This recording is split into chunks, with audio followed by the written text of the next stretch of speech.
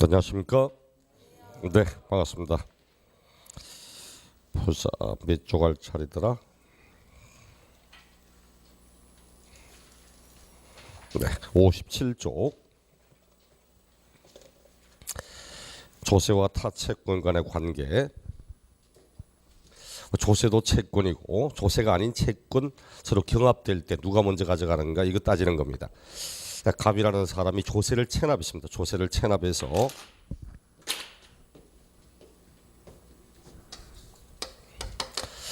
갑이 세금을 체납하고 있다. 체납된 세금을 받기 위해서 이 사람 재산 압류하죠.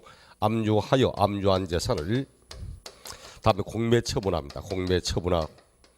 자, 이렇게 해서 경락가액이 나왔을 때 누가 먼저 가져가는가 하는 거죠. 조세도 채권 채무 관계이기 때문에 조세 채권입니다. 우리 흔히 물권은 뭐라고? 물권 무슨 주의? 물권 순위주의. 우리 보통 물권은 보통 물권 법정주의 말이죠. 물권 순위주의라고 이해합니다. 물권은 순위별로 하는 겁니다. 1순위권자가 먼저 돈 찾아가고 나머지 그다음 2순위권자, 3순위권자, 물권은 순위대로 합니다. 근데 채권은 아니에요. 채권은 채권자 평등주의라고 이야기를 합니다. 먼저 돈 빌려줬다고 먼저 받아가고 이런 거 없거든. 그럼 조세도 있고 조세가 아닌 다른 채권도 있다. 이럴 때 서로 경합할 때 이 돈을 누가 먼저 받아갈 거냐 하는 거죠.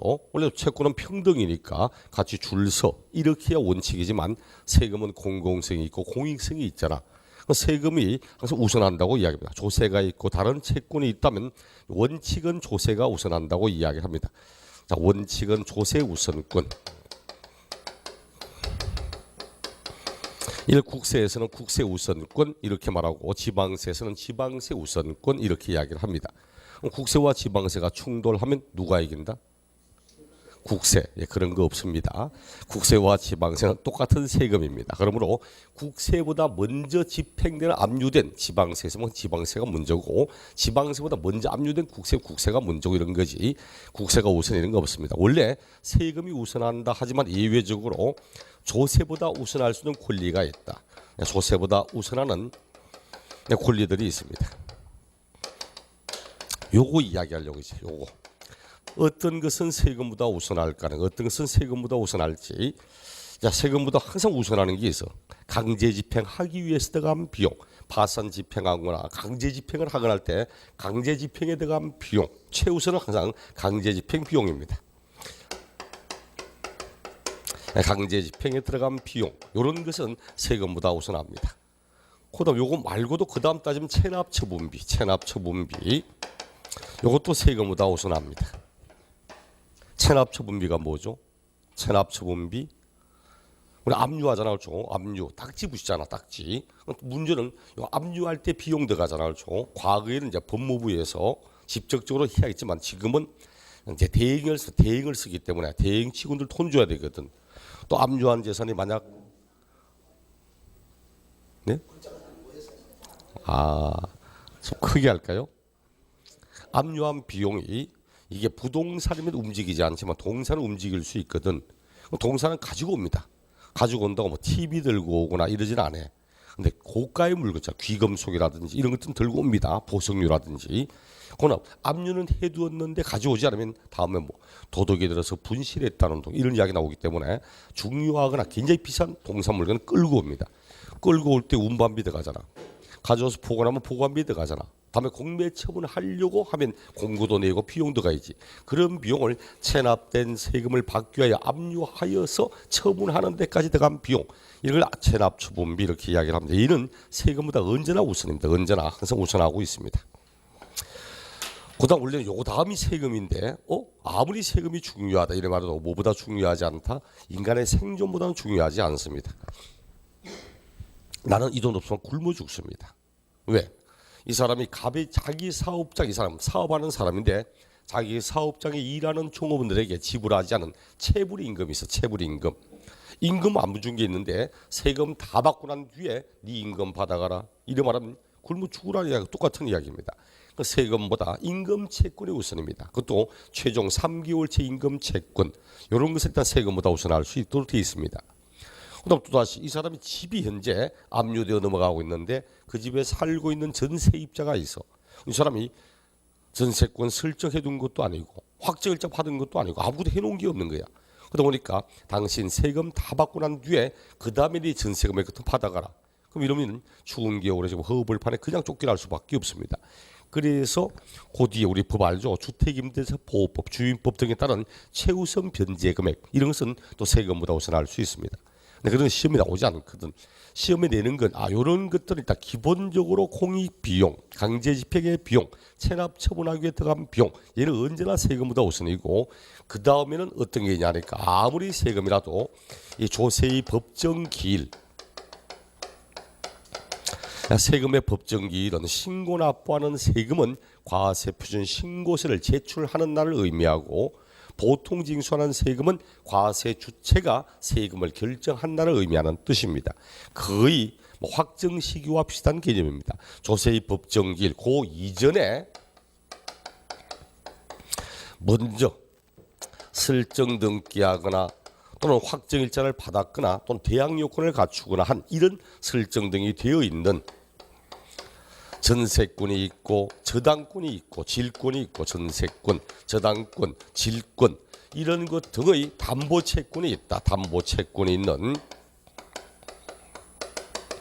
이런 것이 있는 이런 재산을 매각합니다. 이런 재산이 있는 재산을 매각하고 있다. 이럴 때 누가 우선합니까? 아무리 세금이라도 세금보다 먼저 설정 등기되어 있거나 확정일자를 받았거나 대항요건을 갖추고 있는 이런 전세권, 저당권, 질권 등의 담보채권이 있는 이런 재산을 매각할 때는 무엇이 우선할까? 세금보다는 얘가 우선합니다. 세금보다는. 왜? 거의 상식선에서 남의 집에 전세 들어가려고 등기부 얼굴을 확인해 봐서 등기 시간에 배웠죠. 등기는 표제부가 있고 갑구가 있고 얼구가 있습니다. 갑구는 소유권 관련 사항을 기재하는 거고 얼구는 소유권 아닌 내용을 기재하는 겁니다. 얼굴 안에 확인을 해보니까 설정된 게 하나도 없네. 깔끔해. 그래서 내가 1번 전세권 설정, 저당권 설정 이런 거 했습니다. 설정 등기하고 난 뒤에 이제 마음이 놓여. 내가 1순위권자니까 혹시나 잘못되더라도 내 전세금액부터 먼저 받아갈 거다.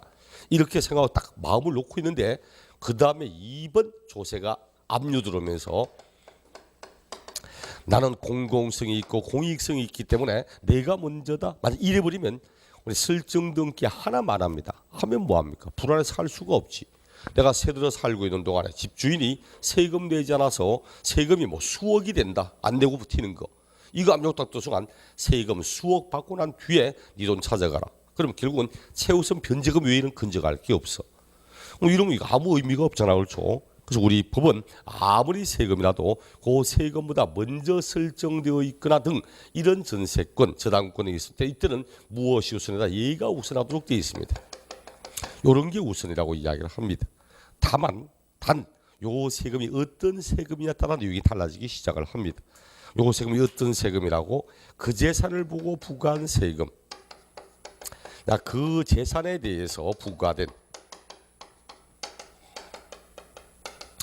요런 조세일 경우 요 조세는 먼저 설정된 게 있어도 이런 설정의 일자 이런 것과 아무 관계없이 설정 일자와 전혀 관계없이 담보 채권보다 조세가 우선합니다.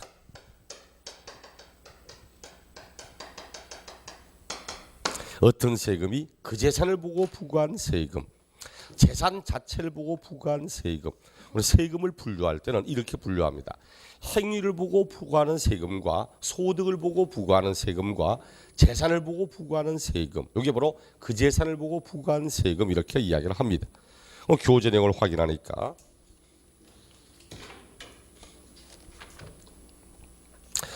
뒷장을 넘겨서 58쪽 보니까 국세지방세 따로 있지만 예를 들어서 지방세를 이야기를 하고 있습니다. 지금 지방세 우선권의 제한 원래는 세금이 우선이다.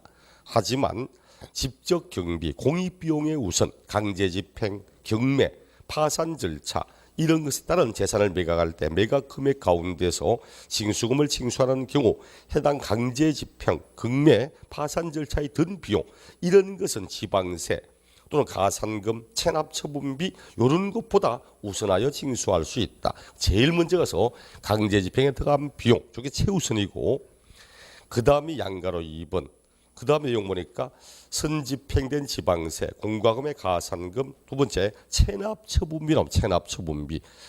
고재산을 압류하여 체납 처분할 때까지 들어간 비용 체납처분비, 이런 것이 2순위입니다. 1순위는 강제집행에 들어간 비용, 2순위가 체납처분비, 그 다음 3순위가 원래는 조세가 됩니다. 조세가. 하지만 아무리 조세라도 요거 이제 할게요. 요거 59쪽에 양가로 2번, 양가로 2번 세금과 피담보 채권의 우선 관계, 이렇게 해서 법정기일, 조세의 법정기일 이전에 전세권, 질권, 저당권의 설정을 등기 등록한 사실 또는 대항 요건을 갖추었거나 또는 확정에 갖춘 이런 사실이 증명되는 재산을 매각한답니다. 여기까지잖아요. 이제. 법정기일 이전에 이렇게 된 채권이 있는 재산을 이제 매각합니다. 그럴 때 그 매각 대금 가운데 세금이 문제일까? 얘들이 문제일까? 이거 따지는 거지. 그때 매각 대금 가운데서 지방세와 가산금을 징수하는 경우 그 전세권, 질권, 저당권에 따른 담보된 채권 이런 것에 대해서는 우선하지 못한다. 아무리 세금이라도 세금이 얘들보다는 우선하지 못한답니다.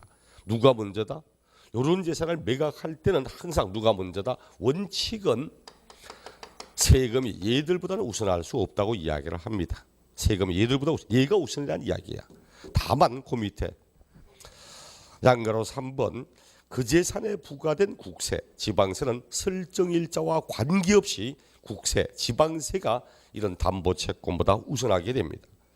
그래서 세 번째 줄 끝에 이 경우 그 재산에 부과된 국세 또는 지방세란 다음을 말한다. 1번 요 재산에 부과된 세금이 무엇인가 이야기를 하고 있죠. 지방세는 뭐가 있답니까? 지방세는 재산세, 그렇죠? 재산세, 지역자원 시설세, 재산세에 부과되는 지방교육세, 부가세, 국세에서는 종합부동산세, 상속증여세 이런 세금들이 그 재산을 보고 부과하는 세금입니다. 얘들 공통점이 뭐죠? 얘들 공통점이 보통 징수하는 세금들입니다. 얘들은 신고 납부한 세금 단 한 개도 없어.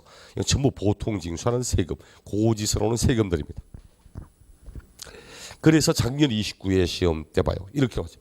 작년 29회 시험 때 아예 그 재산에 대하여 부과된 재산세는 딱 재산세, 그것도 아예 재산세는 말하고 그 재산에 대하여 부과된 재산세는 그 이전에 전세권 등이 설정된 게 있어도 그때는 재산세가 우선한다. 오케이, 맞는 지문. 또 그 밑에 그 다음 지문이 그 재산에 대하여 부과한 종합부동산세는 그 보다 먼저 설정된 저당권이 있어도 종합부동산세가 우선한다. 오케이, 맞는 지문. 그다음 그 밑에 지문은 취득세다. 취득세 이전에 먼저 설정된 전세권 등이 있다면 그때는 전세권에 관한 채권 금액이 우선한다. 오케이, 맞아. 취득세는 그 재산을 보고 뭐 생각이 아니기 때문에 취득세보다 먼저 설정된 게 있어서 얘가 우선이거든. 또 나머지 지문은 강제집행에 들어간 조비용은 세금보다 우선하여 징수할 수 있다. 오케이, 맞는 지문. 이런 식들의 내용이었습니다. 작년에 보통 요거 지금까지 문제를 한 4번쯤 냈는데 조세와 일반 채권의 관계 4번 냈는데 4번 다 항상 요 내용입니다. 요 내용. 1차적으로 어떤 게 문제일까? 그 다음에 내는 건 아무리 세금이라 해도 세금보다 먼저 설정된 이런 전세권 등이 있다면 누가 우선일까? 얘가 우선이다. 단 그 세금이 어떤 세금이나 따라 내용 달라질 수 있다. 지금까지 4번 나오는데 3번은 전부 돼서 3번은 다음 요 재산에 요 세금에 해당되지 않는 걸 찾아보라고. 한 번은 취득세, 한 번은 양도소득세, 또 한 번은 요 재산에 여기에 해당되는 세금을 찾아보라고. 종합부동산세. 지금까지는 요 세금이 무엇인지 알고 있는가 요것만 계속 문제를 물었습니다. 근데 이번에는 요놈을 조금 응용해서 이런 식으로 쭉 펼쳐서 이야기한 거지 결론적으로는 같은 말이야. 이런 내용들 중심으로 보시면 될 겁니다. 자, 이렇게 해서 조세와 일반 채권에 관한 관계 이런 내용들을 보셨고,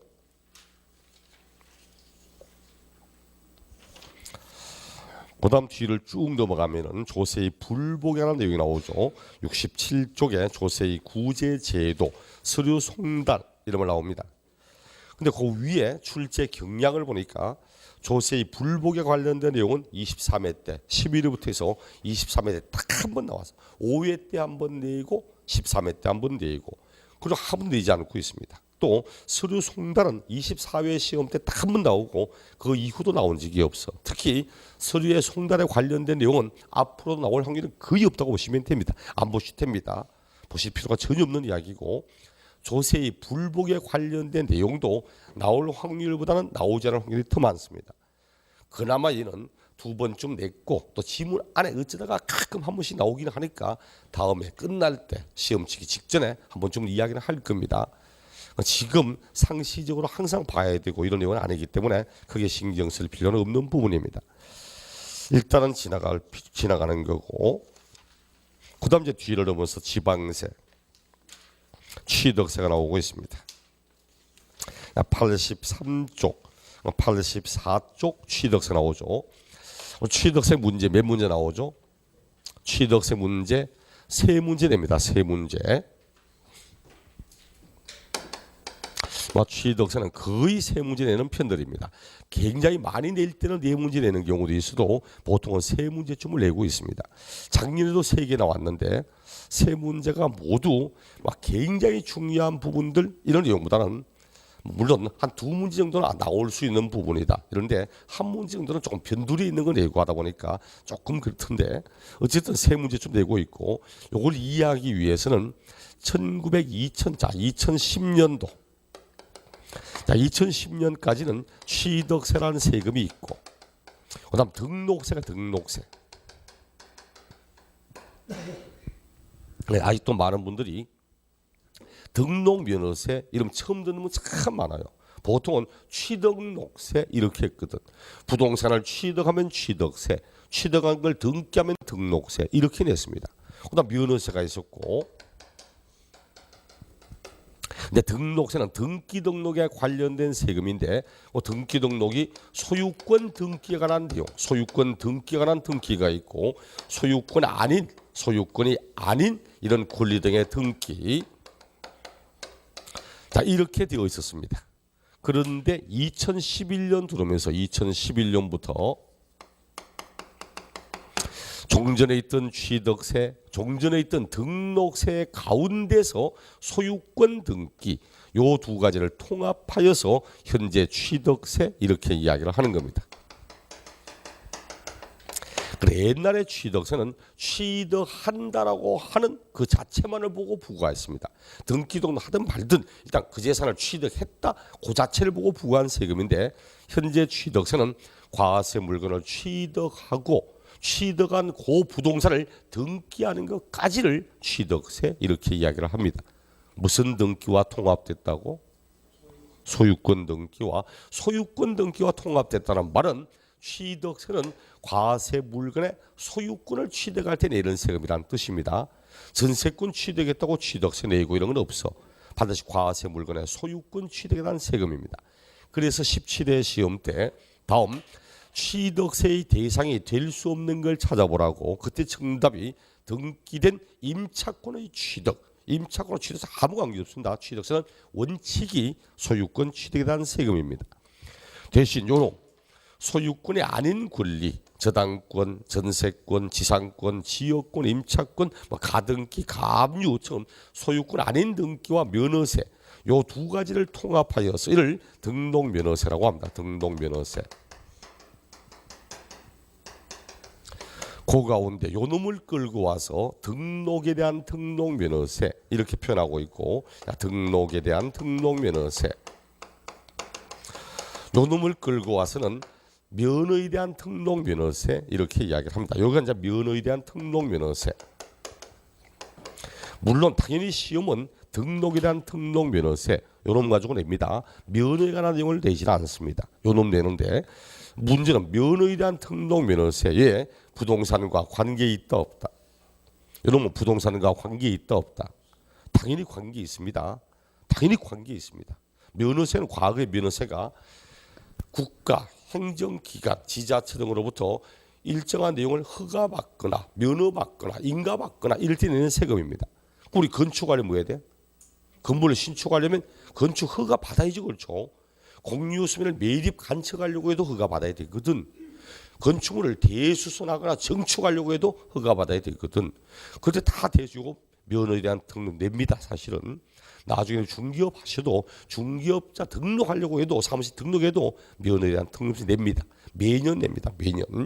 이런 것은 부동산과 굉장히 밀접한 관계도 있지만 시험에 내지는 않더라고. 항상 취득세 그리고 등록에 대한 등록서를 보고 취득세가 요 두 가지가 통합된 것이라는 사실 이런 걸 알아야 뒤에 가서 세율하거나 할 때 내용을 이해할 수 있습니다. 그게 이해가 안 돼. 왜 이렇게 하는지 왜 이 세율을 이렇게 적용하는지 알 수가 없게 됩니다. 취득세는 일단 그런 거고 과세 주체는 특별시, 광역시, 도가 주체가 되는 순수한 광역지자체 세금입니다. 특광도의 세금입니다.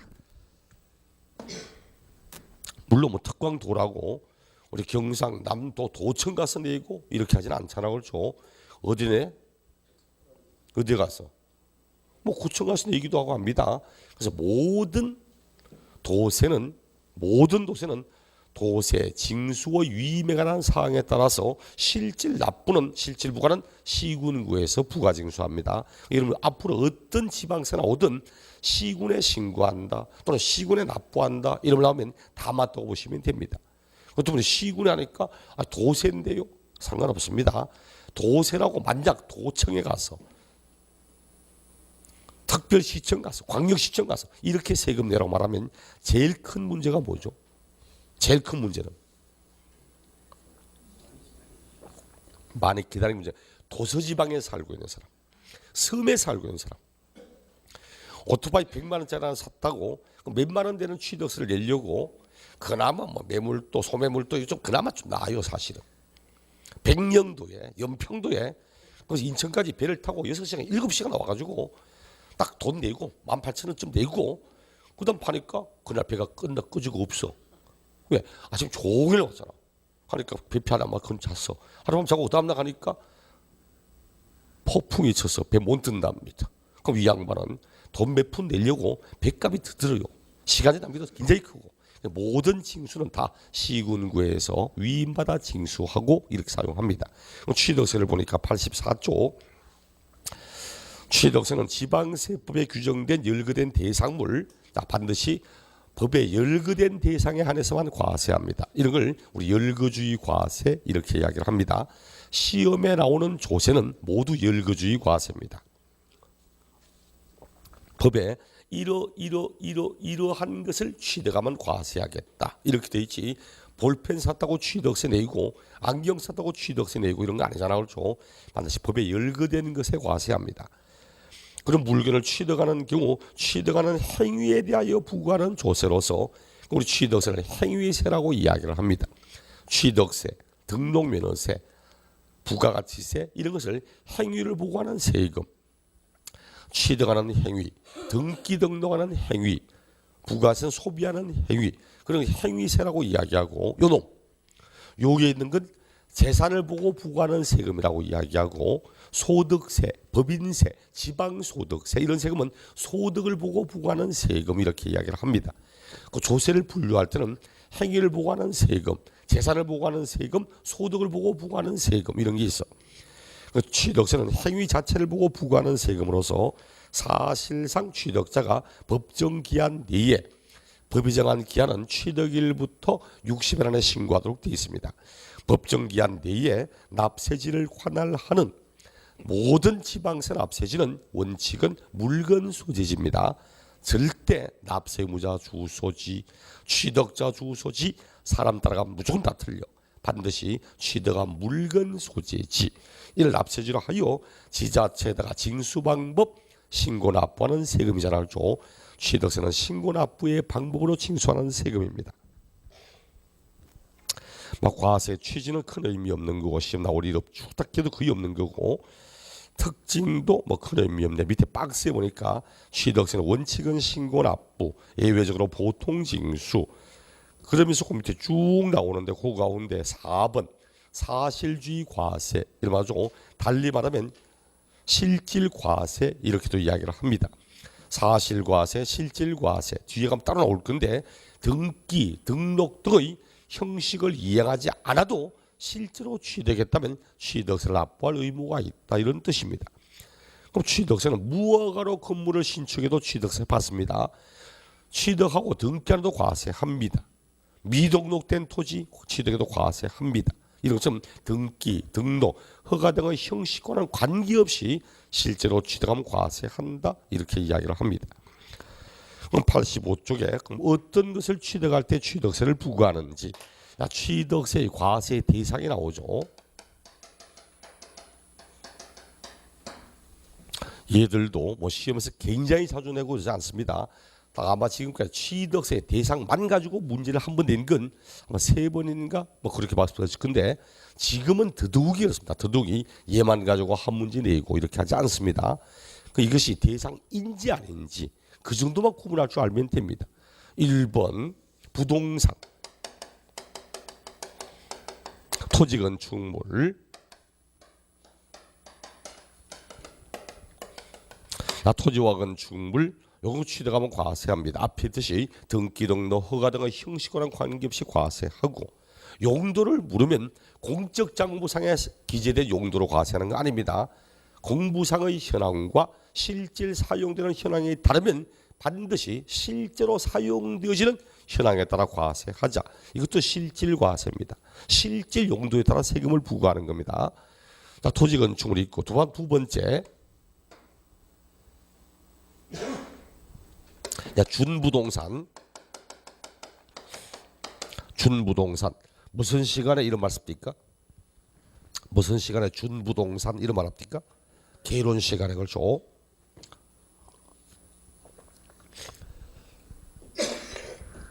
원래 세법 시간에는 준부동산 이런 말 안 씁니다. 실제로는 세법에는 학개론 시간에 이럴 때 쓰는 거지. 세법에는 준 이런 식으로 잘 말 안 하시면서 왜? 법은 명확해야 되거든. 법은 명확해야 되기 때문에 준에서 판단하고 이러면서 준부동산 이런 말 거의 안 씁니다.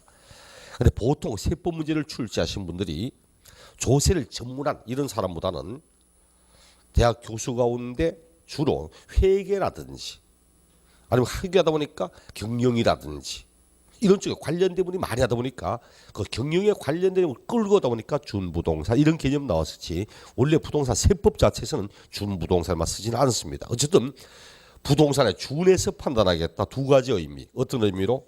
한 가지는 부동산은 아니지만 경제적 가치가 현저하게 크기 때문에 부동산의 준에서 판단하겠다 이런 의미도 있고 또 하나는 부동산은 아니지만 등기 등록 등의 형식을 요하는 자산이다 이런 의미도 있고 그 차량,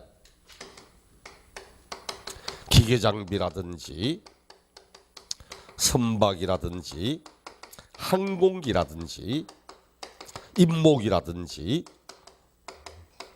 이런 것들이 있습니다. 차량 등록하잖아요. 기계장비 등록, 선박, 항공기 등록, 임목에 관한 법률에 따라 임목 등기하고 이렇게 하잖아요. 그럴 때 우리 법은 차량과 기계장비, 선박, 항공기 딱 요 네 가지는 원시 취득은 과세하지 않습니다. 돌아서면 나오지만 취득세는 원래 원시 취득이든 승계 취득이든 다 과세합니다. 단 얘는 원시 취득 과세 안 해. 얘는 원시 취득에 대해서는 과세하지 않고서 승계 취득에 대해서만 과세합니다. 오직 승계 취득할 때만 과세합니다.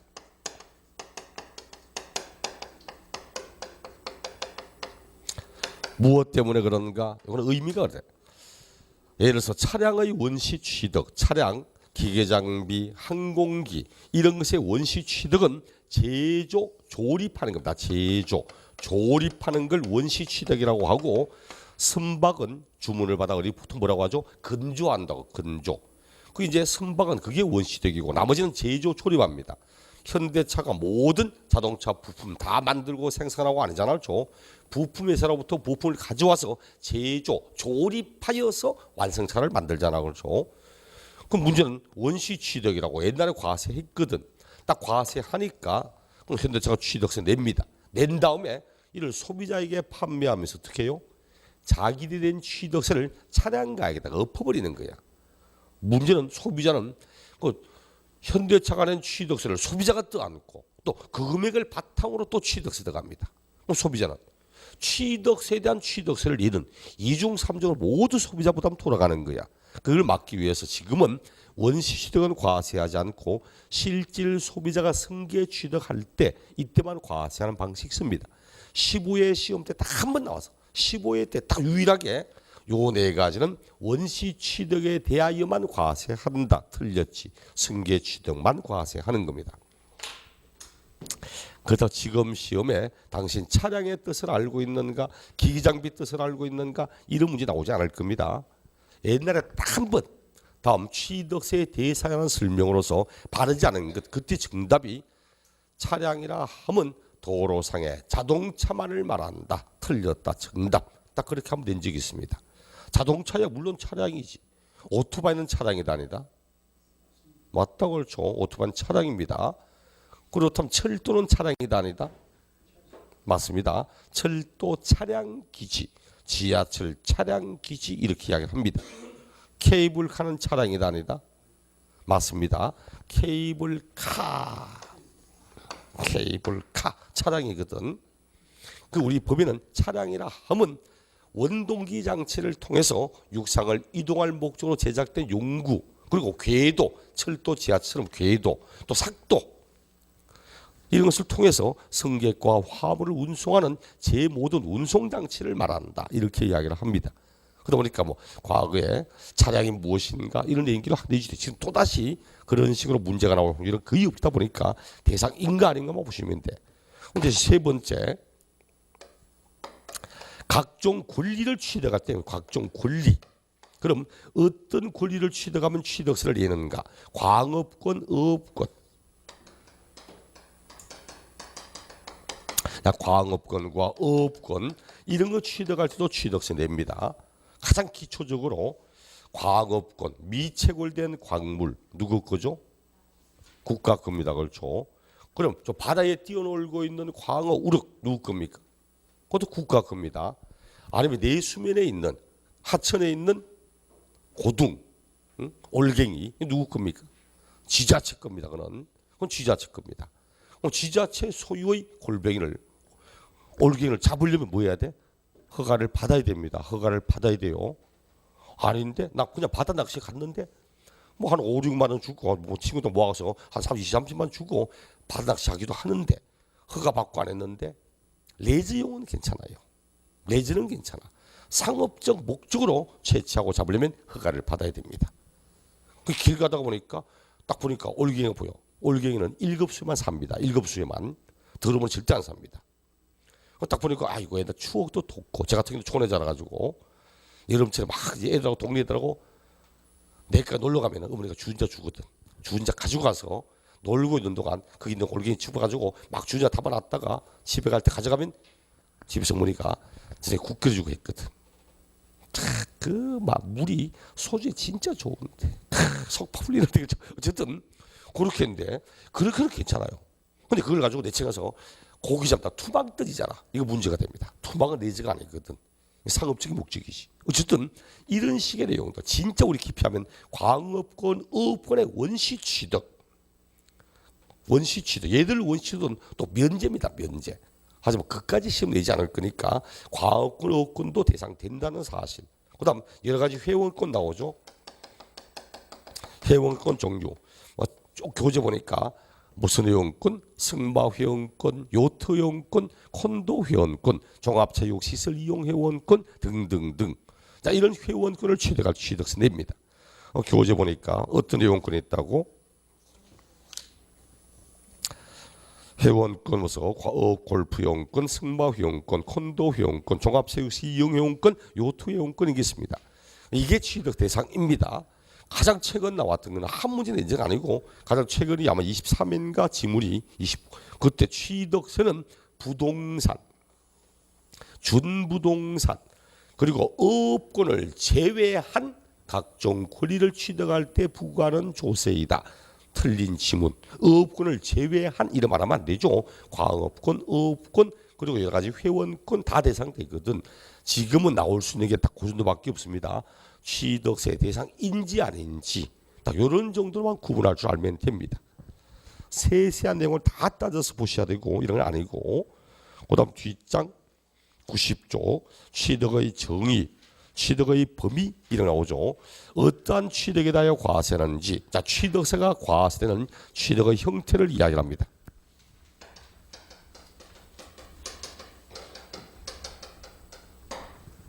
자 어떠한 취득에 대하여 취득세를 부과하는가? 그 밑에 교재 보니까 이렇게 나와.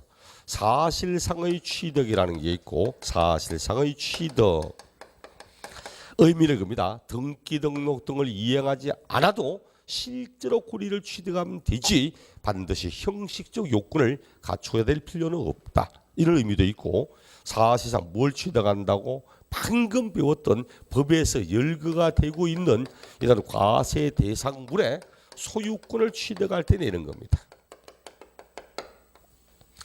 사실상 과세 물건의 소유권을 취득할 때 내는 세금. 소유권 어떻게 취득하죠? 소유권을 취득할 때는 원시 취득을 할 수도 있고 승계 취득할 수도 있지. 우리 원시 취득이 뭐죠? 원시 취득. 전 소유자 없이 내가 최초의 권리자가 된다고 그러죠. 소유권 무슨 등기합니까? 소유권 보존 등기합니다. 보존 등기 이렇게 하거든. 우리가 공유수면으로 공유수면을 매립 간척한다든지 건축물을 신축한다든지 이런 것들을 의미하는 뜻입니다. 교재를 모아도 90쪽에 사실상 취득 밑에 범위에 사실상 취득이라고 해서 원시 취득에는 토지는 공유수면을 매립 간척한다. 건축물은 건축할 때 신축한다든지 재축한다든지 이런 걸 말하고, 차량 등은 제조 조립하는 거고, 선박은 건조하는 거고, 광업군하고 출원에 의한 취득 이렇게 말하고 있고, 그런데 이제 민법상의 시효 취득도 원시 취득으로 합니다. 그런데 민법상 시효 취득은 전 소유자가 없이 내가 최초의 권리자가 되고 이거 아니거든. 그런데 원시 취득 개념은 설사 전 소유자가 있었다고 해도 그 사람과 아무 관계없이 내 권리가 발생하는 이런 것도 원시 취득이라고 보고 있습니다. 그렇다고 뭐 시험에서 이것도 뭐 이게 원시 취득이냐 승계냐 이거 묻지 않으니까 관계없고, 그 다음 이제 승계합니다. 승계 취득도 있어. 승계 취득은 전 소유자의 권리로부터 나의 권리가 승계되어서 이어져서 취득하는 거죠. 소유권 무슨 등기? 소유권 이전 등기합니다. 소유권 이전 등기하겠지. 얘는 기본이 소유권 보존 등기가 난 부분이고, 그럼 승계할 때는 내가 타인에게 일정한 대가를 지급하고 승계할 수도 있고 아무런 대가를 주지 않고 승계할 수도 있습니다. 유상승계 취득 대가를 주는데 그 대가가 금전이 되면은 매매, 금전 이외의 대가가 되면 교환, 현물 출자 이런 것이 있을 거고, 무상승계할 때는 아무런 대가 없이 승계받아 취득하고 있다. 상속이라든지 정려라든지 기부라든지 이런 거. 그럼 상속받으면 취득세 냅니까? 상속을 받으면 취득세 냅니까? 냅니다. 상속을 받으면 상속세도 내지만 취득세도 냅니다. 정려받으면 정려세도 내지만 취득세도 냅니다. 그 시부의 시험 때 부동산을 상속으로 하여 취득할 때는 상속세가 부과되므로 취득세는 부과되지 아니한다. 틀린 지문, 정답 이런 거 있고, 23회인가 24회 시험 때 부동산을 교환에 의하여 취득할 때는 취득세를 부과하지 아니한다. 틀렸다. 정답. 틀린 겁니다. 항상 유상적 대가거든. 근데 돈 주고 사면 취득세 내는데 저 사람의 집을 취득하는 대가를 줍니다. 아무 대가 없이 유상적 대가 줘요. 왜? 저 사람 집을 취득한 대가로 내가 가지고 토지를 주는 거야. 이게 교환이거든. 금전적 대가면 매매, 금전이 아닌 대가는 교환 이런 겁니다. 또 당연히 과세해. 근데 며칠 전에 취득세 부과하지 않는다. 틀렸다. 정답 이런 내용이었거든. 그러니까 여러분 여기서는 그렇죠. 딱 필요한 게 취득세는 등기 등록과 관계없이 과세 물건의 소유권을 취득할 때 낸다. 그리고 이 소유권이 원시든 승계든 유상이든 무상이든 일체의 모든 취득을 다 과세하고 있다. 이렇게 말하면 됩니다.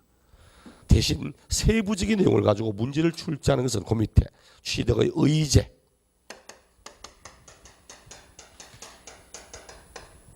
다른 말로 뭐 간주, 취득 이렇게 의제한다, 간주한다, 순수 우리말로 하면 뭐라고? 본다. 이게 본다.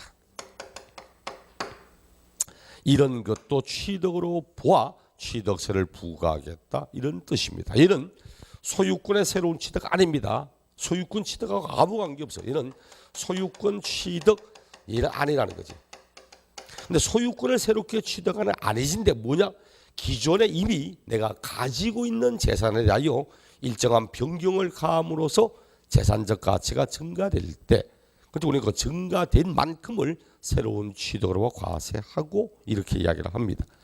대표적으로 한 4가지 정도 있지만 시험에 나오는 건 딱 3개밖에 없어. 첫째, 토지의 지목 변경. 토지의 지목이 사실상 변경되어 가액이 증가됐습니다. 예를 들어서 뭐 밭을 가지고 있다가 요 밭이 건축 가능한 토지대로 지목이 바뀌었어. 밭이 비쌉니까? 대가 비쌉니까? 같은 위치에 있다면. 대가, 예? 왜요? 왜 밭이 비쌉니까? 대하고 비교했을 때. 네, 대는 건축 가능한 토지거든. 밭은 건축할 수 없잖아. 같은 위치에 논이 있고 밭이 있으면 누가 비싸죠? 밭이 비싸다고 그러죠. 논 이런 분은 우리 할아버지하고 거의 같은 세대라고 봅니다. 옛날에는 논이 밭보다 비쌌어. 지금은 밭이 더 비쌉니다. 왜? 지금은 토지를 뭘로 보냐니까 그 토지가 자유스러워지시면 자유스러워질수록 토지의 사용 용도가 다양해지면 다양해질수록 토지의 가치는 상승을 하는 겁니다. 논은 할 수 있는 게 벼 심는 거 하나밖에 없잖아. 밭은 다양한 밭작물을 심을 수도 있거든. 논이 아닌 용도로 바뀌는 건 진짜 힘듭니다. 근데 밭이 아닌 다른 용도로 바뀌는 건 논보다는 쉬워요. 훨씬 더 밭작물이 다양해지거든. 토지가 다양해진다. 토지가 자유스러워질 확률이 많은 게 밭이거든. 논보다는. 그래서 우리 법은 이럴 때 봐. 내가 토지의 지목이 밭이었다. 밭일 때 1억이었는데 이게 대가 되니까 졸지에 3억짜리가 되었다. 그럼 이미 기존에 1억을 가지고 있는 상태에서 3억이 됐기 때문에 일단은 증가한 가액 2억만큼을 새롭게 취득한 걸로 보아 취득세를 부과하고 이렇게 사용을 하는 겁니다. 그 뒤에 가면 여러분 이건 단골 지문입니다. 토지의 지목을 사실상 변경하여 가액이 증가된 것도 이를 취득으로 보아 과세하느냐고 취득세 문제 낼 때 진짜 많이 나오는 지문입니다. 아마 최근 11회부터 뭐 22회부터 29회까지 지금까지 아마 시험 10번 취임 중에도 시험 지문에는 4-5번 나와 있어. 지문 자체에. 근데 제일 큰 특징은 뭐다?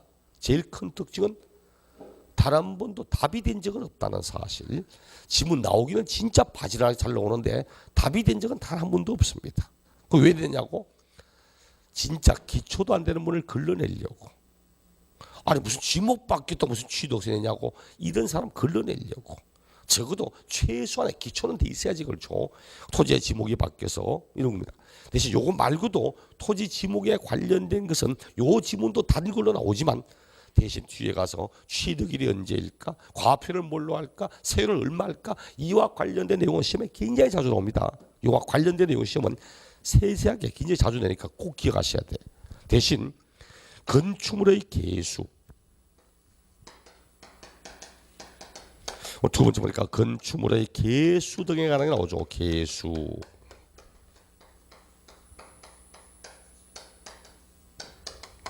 이를 통하여 가액이 증가되었다. 건축물의 개수라는 것은 건축법상 대수선을 하거나 우리 건축법 배웠습니까? 대수선을 한다. 대수선은 건축물의 주요 구조부 손대는 겁니다.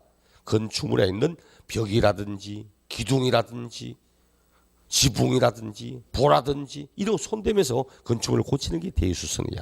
이런 대수선을 하거나 또는 건축물에 일정한 시설물을 설치하여 가액이 증가하는 걸 의미합니다. 엘리베이터 없는 5층 건물에 엘리베이터 설치했다. 건축물의 가치가 현저하게 달라지잖아. 어쨌든 증가한 만큼을 새로운 취득으로 보아 과세하고 이렇게 합니다. 근데 이번은 큰 의미 없어요. 얘는 지문 자체도 잘 나오지도 않고 나오더라도 뒤에 가면 세율을 하거나 할 때 한두 번 써먹는 거지. 여러분이 취득세부터 소득세까지 끝날 때까지 재산세, 뭐 취득세, 등록면허, 재산세, 종부세, 소득세 다 해도 제일 영향가 없는 게 건축물입니다. 우리 시험은 그 일관되게 내는 게 토지를 내거나 주택을 내거나 하지 주택이 아닌 건축물을 가지고 문제를 삼고 이렇게 해서 거의 없는 편들입니다. 그러니까 몇 가지만 설모가 있지. 근데 보통 단독으로 얘는 이런 것도 과세가 된다는 사실 이런 거고 혼자서 문제 나오는 게 이겁니다. 세 번째 과점주주.